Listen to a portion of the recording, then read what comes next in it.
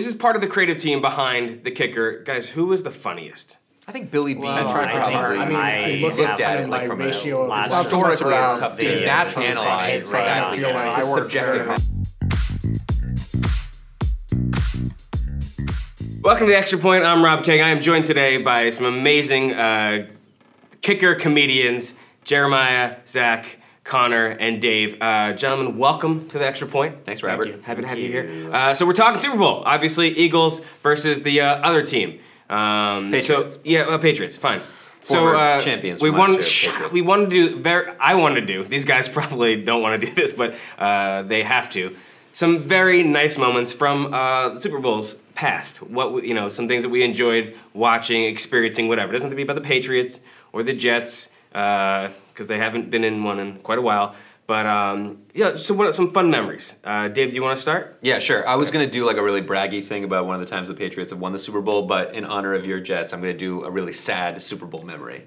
I don't understand why you would honor the Jets. It was the 2007 Patriots. They were 18-0 heading into the Super Bowl. I ate a ton of wings. I ate a ton of ice cream. I was like all filled up. I was excited. We were going to win our Super Bowl. It was going to be incredible.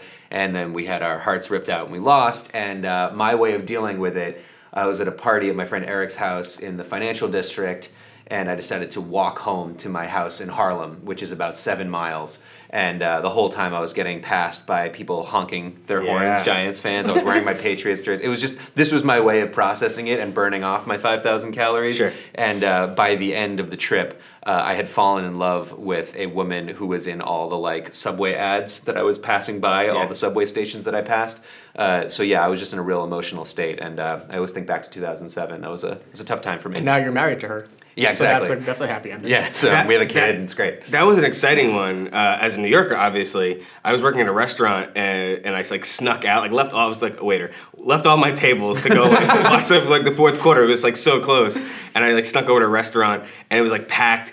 And I remember when the Giants scored a touchdown and everyone was screaming, and it was just obviously you want to experience it as an Eagles fan, in Philly, everyone, your hometown, enjoying that together. No one was stabbing each other or robbing anyone. It was just all love for once, except for and me. Dave. I wanted to do that thing where I was I'm going to embrace the darkness. Yeah. Where I'm going to live in this moment and I never feel it again, even though I did feel the exact same thing 4 years later. But yeah, it happened.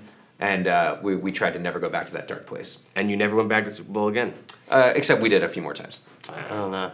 That I don't mean to take you right back to it, but that was also my memory. Really? Was because I had just moved. This is an intervention. Season was really.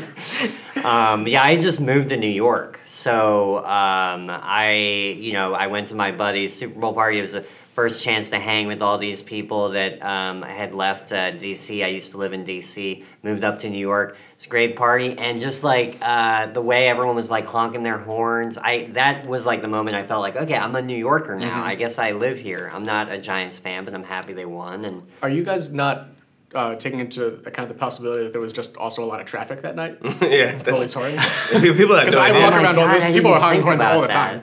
It is New York. Yeah. There are a lot of cars. There's a lot of people in New York.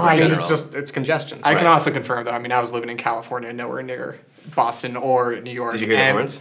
We were just as happy to see the Patriots lose. It had nothing to do with being in New York. Yeah. It was just a moment of American pride. We take this as a compliment. Haters gonna hate. Oh God. It's just time for people to realize that the reason why they hate us so much is because they envy us. I would say we get about 30% comments that are Patriots lovers, and the rest are good people that comment on the Extra Point. So you have your moment with them. I'm with you 30%. Yeah. You and me. So that was yours, 07 as well? That was mine. Finally becoming a New Yorker? Uh-huh. JB, what about you? Mine was also 07. This is my favorite. Really? I was a freshman in college, and we got together. I'm a Giants fan, and we got together in my friend's dorm room to watch the game. And it was obviously the most exciting game ever. We're all from New York. In that room, basically, all rooting for the Giants, and this girl down the hall was trying to do homework or something, and she kept coming in and knocking on the door and being like, "Guys, could you please keep it down?" What? And it's reasonable because she didn't follow football, but by the end of the game, we were trying to explain to her no, Julia, this could be the most exciting sports game of all time. And she was just yeah, okay, yeah, whatever. Please keep it down, and we would try, and then the David Tyree catch would happen, or something else would happen, we'd scream again, and she was very mad. See that, like, I disagree with you. I think that's not cool on her. I get not everyone has to be in the football, but you just have to understand, like, the context. I think she was obviously in the wrong. Okay, Oh, yeah. No. Because I'm much older than you guys, but I remember I was in college, and the night that Mark McGuire was going to break Roger Maris's like home run record, Yeah, Zach we're all came up watching with it. like George Carlin and Richard Pryor. He like, kind of came up in that scene. Sid Caesar. Well, I feel like you remember more when Maris broke Ruth. It was I was only like 35 then, 1961. But yeah, like we're all crowded around the TV because it's it was a huge moment, and she just wanted to run this like meeting about like administrative issues with us to like let us know the rules of something. She kept coming in saying like, "Is history over yet?" I was so annoyed. Connor, what about you? Yeah, sure. So yeah, when I was a kid, I actually had the opportunity to go to a Super Bowl, and I got down in the tunnel briefly. And What? Yeah. This is the Make-A-Wish thing? No. It was when Mean Joe Green Yeah, traded his Coke for a jersey. Did you just do your bit? You just completely stepped on my joke. God damn it. Oh, yeah. This is a perfectly This is what concocted you bit. get for choosing obvious jokes, Connor. This was a perfectly I said concocted bit. sincere memories. It was a perfectly planned joke. Connor It spent was. an hour This is what you writing get. it, and I came up How with it by dare you? You know what? I've got a major problem. You get off the set right now. Connor, this works Don't perfectly. sully my hat because your joke sucked. Connor is always the heel of the extra point, and this fits perfectly. Thank you, Jeremiah. Okay, you know what? All right, we'll Well, now finish. there's going to be a continuity problem. We'll finish with mine. Connor, you lost your privilege. I'm No, sorry, you lost okay, your no, privilege. fine. I've got another one. I've got a better one. So I'm actually, hanging out with Kid from the Danica Cindy Patrick. Crawford commercial. Make it quick. So they actually, when I was 12, they let me perform the halftime show with Janet Jackson. Why are you here? You're done. Okay, lastly. Unfortunately, there was a wardrobe malfunction. All right, that's it. You're done. You want to? I didn't take much blame. I've got a new album coming out next week. Shut up. Your mic's cut. Cut his mic. Just his It's a mic. boom mic. You I can't know. cut That's it. really You cut sucks. mine, you cut everybody's. So my final memory. I was gonna tell one about when I was like 13 or something like that, but I am very hard on the Patriots, so I will say this. This will be my memory. Last year, I was with Dave actually watching the Super Bowl, Patriots versus Atlanta, yeah. And everyone there was rooting for Atlanta to win, except for Dave and our buddy Chris. And there were no other Falcons fans there. It was just me Good and Chris Americans. and everyone Yeah, else who just- hated the Patriots. Just good people. Yeah. Yeah. And I was trying to be polite because I do care about Dave's feelings, and the Patriots were getting crushed, and I was so excited. Inside, like my heart, I was like, everything is good. They're like, there's good in the world.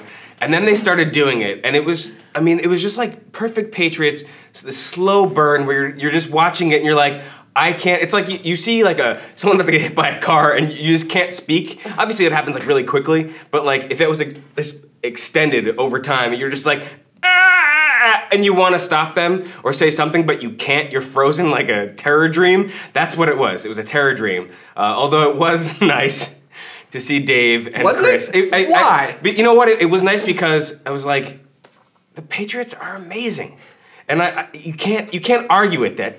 That was beautiful, my friend. You can't argue that the Patriots are amazing. Get out of here. Although I'm obviously rooting for the Eagles this week. Fly, birds, fly. Go Patriots! Go Patriots! Go Brady! Blitz for 6. Anyway, thank you all for watching The Extra Point. Thank you to my guests, my friends, my coworkers. So my roommate got a new pet. It was We'll part cut before puppy. this.